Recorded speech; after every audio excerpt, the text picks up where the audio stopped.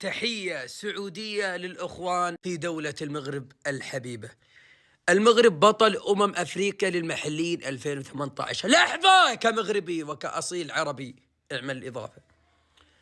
المغرب بطل أفريقيا المحليين 2018، بطل أفريقيا المحليين 2020، مركز رابع في كأس العالم، بطل أفريقيا تحت 23، برونزية أولمبياد باريس، بطل أفريقيا تحت 17 سنة، بطل أفريقيا المحليين، بطل كأس العالم للشباب، وبطل كأس العرب 25.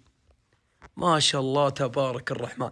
المنتخب المغربي ناقصه بطولة واحدة بس، كاس أفريقيا اللي بتبدأ بعد بكرة. لو حقق البطولة هذه ختم كل شيء، حتى يدخل كأس العالم بدون ضغوطات، لأنه رابع العالم في إنجاز عجزت عنه منتخبات عظمى كبرى تحقق رابع المونديال للعرب وللأمازيغ.